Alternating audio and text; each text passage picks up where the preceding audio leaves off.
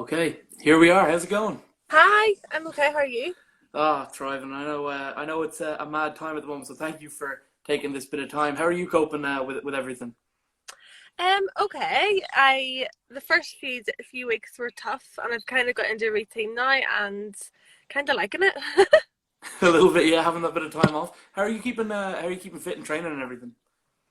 I have came up with a really good schedule actually. I obviously my daughter Isabella's in the house, Hmm. and I have a treadmill in my kitchen, and I have a garage that has a punch bag Nice. and has lots of like different stuff for me to work on. So keeping really busy. I have a Bulgarian bag, simulating wrestling moves, and coming up with my own training. I actually really like it. When's the last time you spoke to Bellator about kind of what's in the future for you? I speak to them most days. We're obviously everything's unknown. We're all waiting to see when we can fight, when we can travel, when arenas can open up. It's everything just kind of taken day by day. Obviously, you've been in like these amateur fights and all the rest. But if they were to say like, okay, we're gonna have a fight in somewhere in the States, it's gonna be closed off, there's gonna be no people. Would you do it like with no fans or anything? Oh yeah, totally. Like I'd fight in my back garden. They know that. They know I'd fight anywhere. Yeah. So, and to be honest, see when I'm fighting, I'd never really taken the crowd. I never really. I'm so zoned in Not on. even the last time. Like I'm so focused on you're Yeah. going in. If you think about it, if you're walking out to fight in a cage, your focus is on your opponent. It's quite hard to not just zone in and Yeah. be present. Speaking about that last fight, could you tell me sort of? I think I've heard little bits of it, but can you tell me the story of getting that call? I know that you were on the phone and you suggested another fight, and then Yeah. they told you that. Can you tell me that story? Tell all the viewers here. Yeah. So I had heard. I actually went training, and I heard the rumors in the gym that James was injured, and I was thinking it's like 4 weeks out from the card. I was like, oh my god. I was like, what, they better not cancel this card. I was like, what are they going to do? So I text Jude for a laugh because I was thinking, right, who are they going to get that could fill James's slot, that people will get a bit of interest in, bit of talk about, and that isn't signed to another promotion, because a lot of the fighters in Mhm. Bellator would have fights coming up or have just fought, and I was like, oh, Artem, I was like, he'll take the fight, he'll take a fight. So Yeah, he'll I fight anyone. I text Jude, and I was like, obviously it was nobody knew that James was injured, and I said to Jude, what did I say? I said I know who we could get to replace uh James, and I wrote Yeah, like sent the goat emoji and was like, let's get Artem, and he was like, nah, Leah McCourt, and I went, yeah, you, like, joking. I was driving home from training, I was joking. I was sure. like, I do that in a heartbeat, and then he goes, um, what did he say? I said, Jude, this is going to be a main event performance. Just say the words, and I'm there. So this was Hmm. at like 1:30, and then I was like driving home, picked up Isabella, got her dinner, then went out to train that night, and I was sitting in the sauna at about 6:30, and Jude goes, "Well, you better perform then."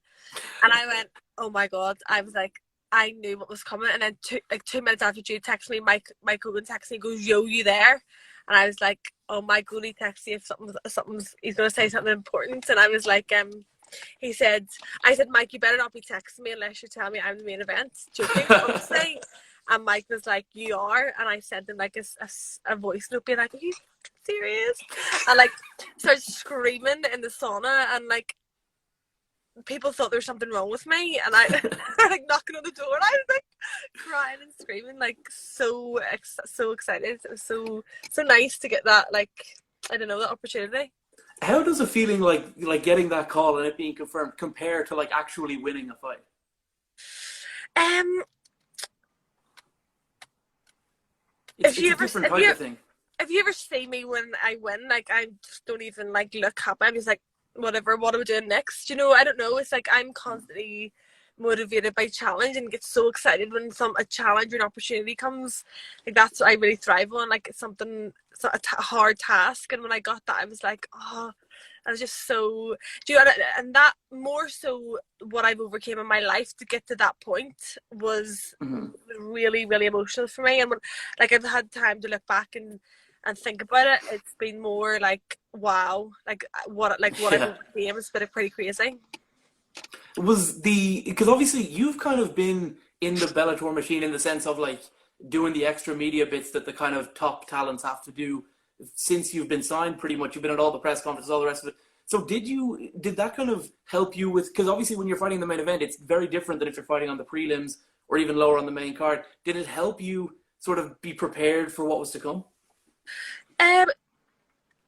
Yeah, I suppose I'm used to doing media, used to talking, and used to, I don't know, I do a lot of, like, obviously, do you know, it's not easy doing it. It's easier just to be a fighter and just train and just fight and not make an effort with the media and not do interviews and just ignore them when they want to talk to you. But like from my amateur career, I've made a real effort to get people interested and get people talking and get people interested in MMA, and especially women.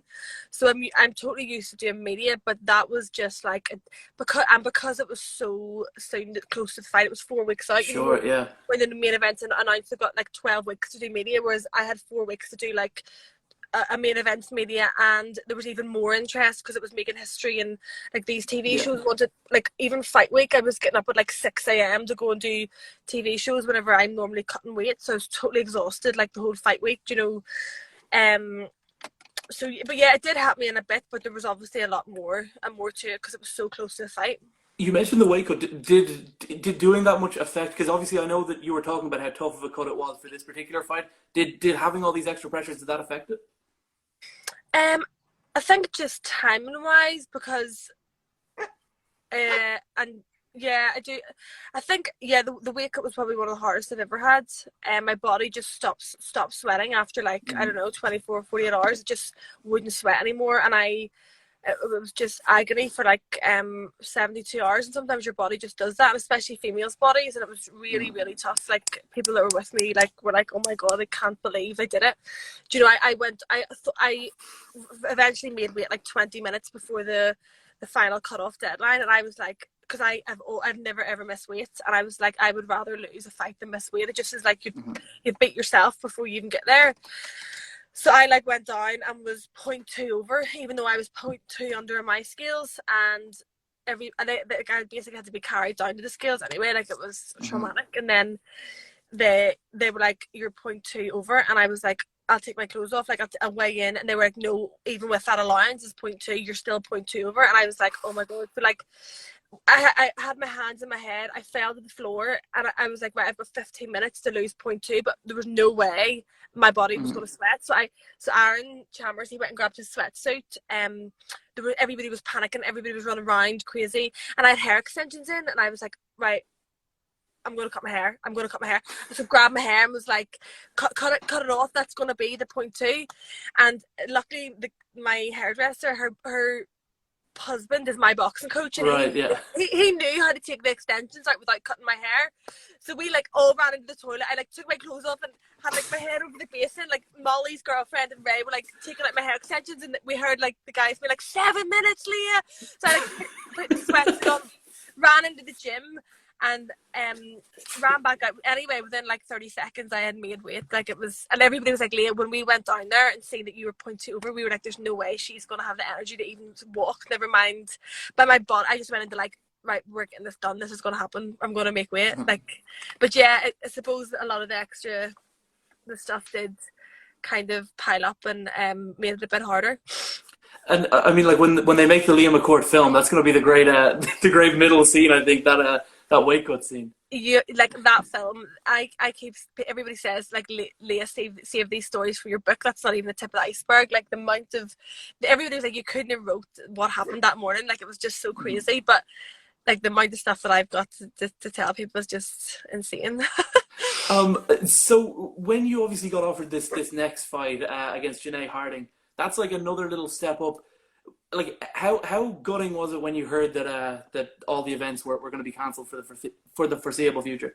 Yeah, so I had asked for this fight back in September, and I was so happy. I actually knew about this fight before I even knew about the main event. I knew about this fight before Bellator Dublin, and I was so excited. I was like, I need to get a good performance to go and like make a big statement before my fight in Wembley. So I so totally got it. Like I was so excited to be fighting in London and to be fighting on that card and to be on the main event again. It's such a massive card, And when I heard that it was going to be cancelled, I kind of knew in my heart it was going to be anyway. Yeah. But then, yeah, but you know what? Like, you have to keep reminding yourselves, like, there's so much worse. Like, people are so much worse off than me. Yeah, And of course. let's be realistic. This will come again. I'm going to fight again. And do you know, it was meant to be. I always think things happen for a reason. And, like, obviously it wasn't meant to be this time, but it'll happen soon. And you're determined for the next one, when you do fight, to be against Janay Harding, or would you take another fight if Bellator offered it? Oh, I would take anybody, but I hope it is her. I think she's really good. She's a really good level. She's a high level striker, and she's exciting. And I think she's better than her record suggests. It'll be a really good fight. Yeah. One thing I notice in Bellator and in the UFC, in all of the WMMA sort of divisions, there doesn't seem to be a huge amount of like rivalry or trash talking. Like, is there any girls that you actually dislike and would like to fight? To be honest, no. Like, I have so much. I always say I have so much drama in my outside life. Like, creating fake drama to fight is just not something I'm ever going to do. Do you know? No, not particularly. No. Have you ever fought anyone who you were like actively like pissed off with and like wanted to hurt for that reason? My last fight. Not really. I know Kerry Hughes had mentioned something. Leah thinks this is going to be a good fight. It's not going to be a good night for her, and I was like, you've made that inside me. I was like, we'll see tomorrow night. And then I remember reading that and being like, we'll see. Do you know what I mean? And she said like I wasn't on her level, that type of thing. And it proved to be the other way around, but not particularly. No. Yeah, no, I mean that last fight obviously against Judith was a really, really difficult one, obviously for a lot of reasons you mentioned. What are the big takeaways you have from about like that sort of few months on now? So like looking back at that, like I'm so delighted with the whole opportunity, and I won, but I just feel like that performance was like 10% of what I'm capable of, and obviously there was a lot of different factors to that. And I overcame a lot to get to that moment and to get that win. And I knew people were probably overlooking her, but I wasn't overlooking her. From her, she was I knew she was going to be a bit awkward, a bit tricky. She's quite defensive grappling. I knew she was going to be tough. But I have. And she kind of had you at one stage. I think it was the second round. She like it looked like she had an armbar in. Yeah, I remember that correctly. Yeah, that's right. I've seen a lot of her fights. She's got really tricky submissions. She's got really good bottom game, and I was kind of training for that a lot the whole time. I think I got a judo takedown, and she reversed it, and I tried to get up, and she caught me on an armbar, and I had escaped the armbar. But I knew her grappling level was high. She's kind of trained to like 10th planet, so I knew she'd be tricky on the floor.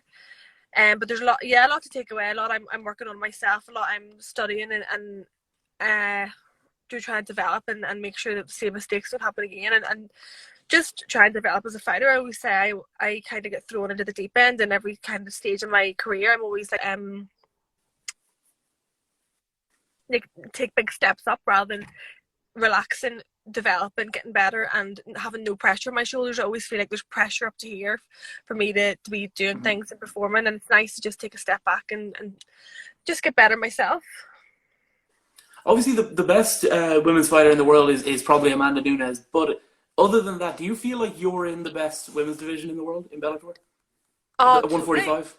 Yeah. Like, obviously, it's the best 145 division in the world. It's the deepest to have Kat Zingano, who beat Nunes. They've got, obviously, Chris Cyborg. I believe she's the best women's fighter in the world. And there's, like, world champion boxers. You've got Sinead Kavanagh. You've got the likes of Janay Harding. You know, there's loads of tough girls in that division. They're really exciting.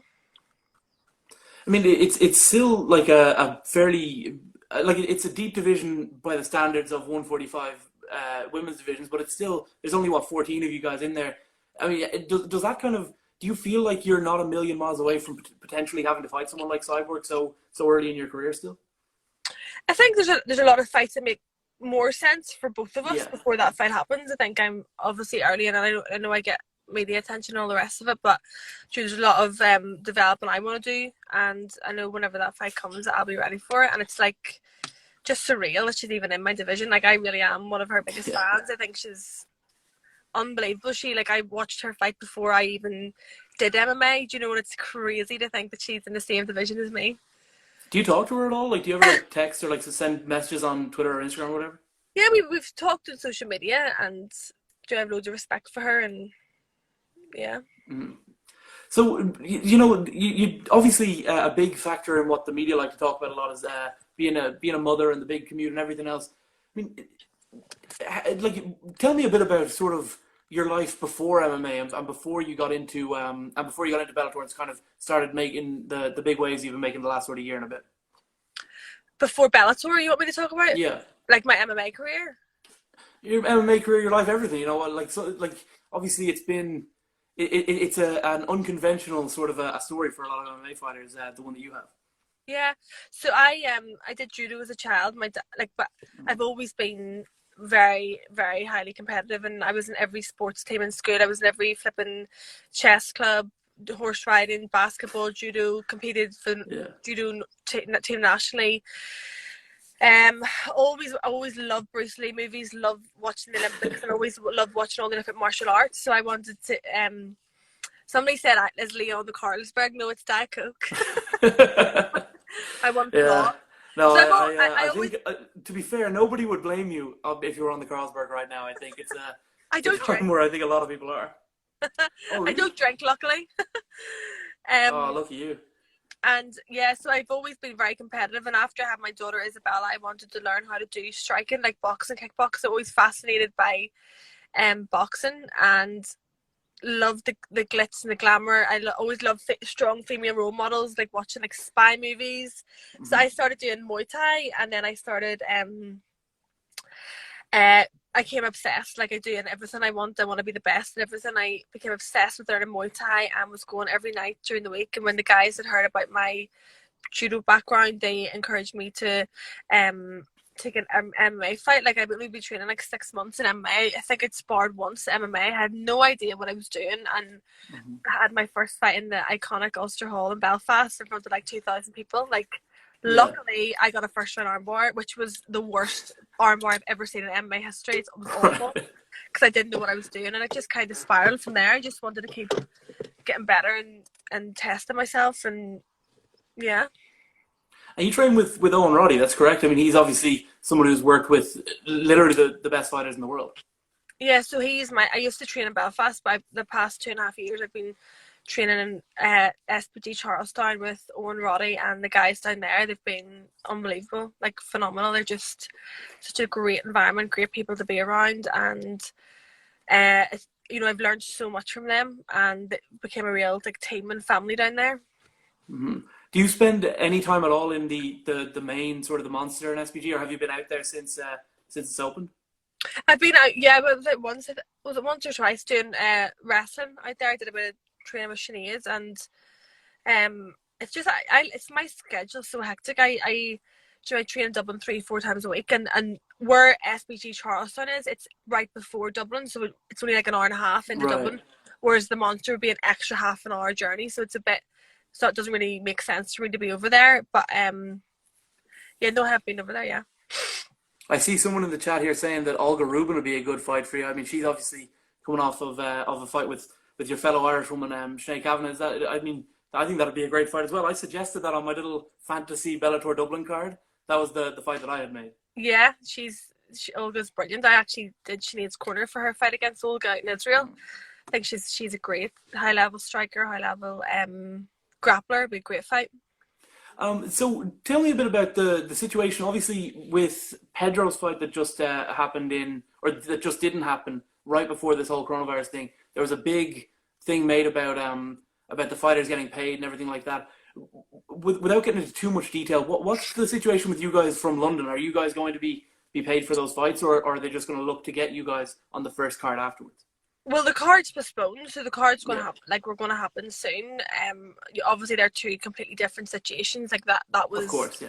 The night of the fight, this card was 10 weeks or something before. We were kind of knowing it wasn't going to go ahead, so it wasn't like we invested 10 weeks in fight camp. Do you know what I mean? But yeah, so we're just looking forward to getting those fights rescheduled as soon as possible. I can see them happening this year, but I don't see them being arena shows. I see them probably being studio shows, because I can't see large gatherings happening the rest of this year.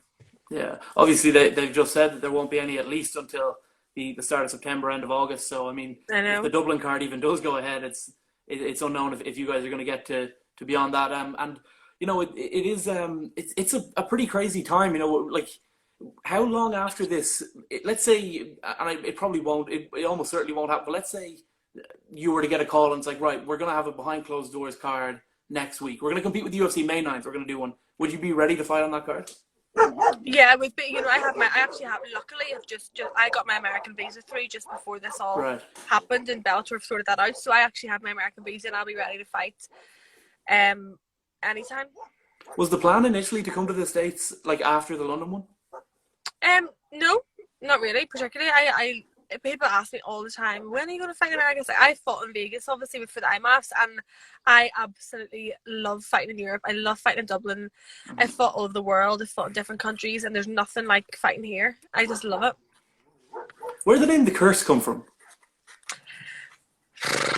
10 million different reasons. Like, honestly, I just can't even begin to describe why my nickname is The Curse. It's just like, if anything can go wrong, it'll happen to me, or if anything bad will happen, it happens to me. It was actually Molly that gave me that nickname. Oh yeah, how did you guys even like link up? When did you guys start training together?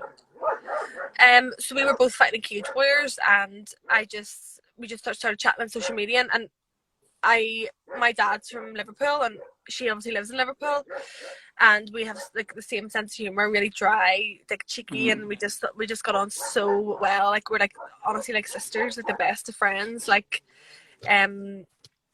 on the phone every day, all day to each other. You know, and our lives are so similar, and we're obviously on the climb, and we support each other. Like, I do her fight weeks with her, and she does my fight weeks with me, and it's just, she's such a great person to have around. Yeah, no, I mean it seems like she was involved in some video or something I saw. I was away. I was on the other side of the world when you were fighting in Dublin, but I saw this video of her like doing like a comedy skit to calm you down before your fight or something. Yeah, she like put on my hair extensions and was like singing and dancing around my room. Like, it was honestly, it just came out of nowhere, and kept doing this accent, and it was like Joe Exotic's accent, and she kept doing it, and it was just, it was the funniest thing. Me and her girlfriend were crying, and it was just the funniest thing ever. I see someone here asking, will you ever go to the UFC? I think that's not really, it's already something you would be thinking about right now, right? No, I absolutely love fighting. I love Bellator. I love the company. I love everything about their kind of morals and values. And I'm fighting featherweight. You know, they don't have a featherweight division in the UFC, and I can see my future being with Bellator for a long time, hopefully. Do you think Bellator will sort of break the barrier on the 155 division before they do? I don't know if anybody will. I know PFL are doing it, but I don't know. I just don't know if there's the depth of the divisions. Hopefully, I've been telling Bellator to do a 135 division. That would be something I'd be interested in. I have fought 135 before, and if I have a big run into it, I know I could make it again. Yeah, I mean, obviously there's a lot of talent at that weight as well. You were saying you think you could now fight at 135. I mean, that would open up a lot of doors for you as well. Well, I've done it before. I fought in Cage Warriors. Like, it was like a catch weight 137 or something. So I know I can make it. And I think I just say it would be an exciting division for Bellator to open up. I think that's one of those weird things in MMA media, because in any other walk of life, if you ask women about their weight, it's like the rudest question in the world. And you It's like the story of my life. Yeah, I think I remember the one in September when I was interviewing you. It was like one of the first questions I had to ask was like, because this is a question you just ask people. It's like, how's the weight cut coming? You got the weigh-in tomorrow. And I was thinking, like, that's such a rude question. I would never ask that to anybody else. No, I know. I'm just used to it. Don't worry. I'm not easily offended. Someone asked, what's your record? I can answer that. I think 4-1. Is that right? 6-1 amateur? 7-1 amateur, 4-1 pro, yeah. How many fights before a title shot? That's a good question, kind of. I have no idea. Let's be honest, I don't know. Yeah. I suppose it's one of those things where, like, the division 145, like I said, in both of the big organizations is constantly growing. So, you know, right now there's only 13 other girls in it, but that could be a lot bigger in 5-6 months' time after your 2 wins. Yeah. So generally, I think we're more or less coming to the end of this. I did want to ask a little bit about the homeschooling thing. How are you coping with becoming a teacher? Um, it's like my Isabella, she's in P5, so her work is actually quite hard. And Right. I this week is the first week her school have actually got the online like portal done, and like all the sheets and what we have to do. Um, it's difficult, but do you know, I just love spending time with her, and she's the easiest, best child ever. Anybody that knows her knows she's just so pleasant and so wise, and just being able to be around her all the time, she's the best energy. And you know, if it was any other child, it probably wouldn't be as pleasant. But because I have my Isabella, it's nice to be able to spend time with her. Will she ever fight, do you think, or no? Absolutely never. It will be the last thing she ever does. She just lives a life of being with her little two poodles, and she's like a wild Irish child. Loves being in the fields, loves being with dogs, animals. Like fighting is not her thing. This is a good question. Do you do any mental preparation as part of your training, as opposed to just the physical stuff? Yeah, do you know, I'm a Christian, and I am a big, like, I have a lot of like belief in God and my plan, and my so that's something that's really really strong, and drives me every day and helps me through so much. But I do a lot of reading. I do a lot of work research, like psychology of like the greats, like the fighters and athletes, and you know, have so many similarities and our traits. And I just kind of looked at the people that went before me, and look what they're doing, look what they did. And I'm a wee bit study that. I've been reading David Goggins. I'm like a salesperson for this book, but if anybody's listening, read Can't Hurt Me by David Goggins. It will change your life. It's amazing book. It's funny you mention your faith, because obviously another Irish fighter whose faith is a huge deal to them is, of course, Katie Taylor. And I think you were saying you met her at a Belfast Giants game. Is that right? Yeah, that's right. A fangirl moment? Yeah, I was so sick, and I had to attend, and actually I had to open up the Belfast Giants game. And after, I was like, why did they have me? Like, who am I? They had Katie Taylor in the flipping. I don't think they knew Katie Taylor was going, but Right. I think yeah, I walked out of they had me and Isabel on the ice rink. And she was like, I said hello to the players, and we walked out, and it was a VIP entrance, and we'd seen Katie Taylor walking in, and I like ran over. I was like, I'm your biggest fan, like an absolute fangirl freak. And she was like, oh, okay. I couldn't even speak. I was like, oh, I love her. What's your analysis for her fight with Amanda Serrano? How do you think that's going to go? I think Katie will definitely win, probably in points. But there's another exciting fight that my friend CHANTELLE Cameron, she's based over in England, she's got in for that Katie Taylor fight, and I think that's going to be unbelievable if that happens. Do you think CHANTELLE is you know, in the running, sort of, because I know this is the fight that in women's boxing, I think Eddie Hearn and Lou DiBella and all these people are kind of insisting on, is having Has to happen. Serrano and Taylor. Or after Serrano and Taylor, do you mean Yeah. CHANTELLE Cameron? Yeah. Oh, like CHANTELLE, I think, is a real chance of winning that fight. And obviously I'm a big fan of Katie, but I think CHANTELLE's an unbelievable talent. Like, she's vicious. She's got bad, nasty knockout power for a female fighter. And I think that fight would be one of the best fights in boxing history. Is she the best fighter in that division at the moment? CHANTELLE? Yeah. I think so. We've just got a question here from Simon. How many hours a week do you train? That's a good question. So at the minute I do my run about an hour in the morning. I do my Bulgarian bag work in the afternoon, and then it's maybe about half an hour, 45 minutes, and then at night time I cycle 14 miles and do bag work. So I don't know, like hours, and I spend like 3-4 hours a day training. Mm-hmm. Who's your favorite MMA fighter? I'm just trying to get through everyone in the chat. It's okay. Who's my favorite MMA fighter? It's a hard one. I don't know. I have a lot. I love watching, like, fighters I love to watch is like, Yeah. I love you watching Joanna. I love watching Valentina. I love watching Molly. Molly's fights are amazing. Good. Yeah, when I'm watching fights, it's a lot of like the females at the top of their game, like Amanda. I like watching Irina Aldana. Obviously Khabib, Connor, all the greats. Yeah. That Joanna fight was the last one we just saw, was maybe the best Yeah. Maybe best fight of the year so far? Unreal. Unreal. I actually seen her against Claudia Gadella live, the second one in Vegas. I was out at the Oh, IMAX yeah. fighting, and that fight, oh, it was one of the best things ever. And she's just so exciting and so nasty when she fights, and that's I love. I think she was robbed in that fight against Wei Li Zhang. I thought she won that one. Yeah, no, I do, yeah. I think Joanna I won. mean, it looked like she'd obviously taken a good bit of damage, but I think she was actually the aggressor. I thought my scorecards had her up. Someone else here asking, can you see yourself in boxing in the future? To be honest, no, not really. I suppose it's not your main skill set, right? I mean, it'd be different than, let's say, like a Connor.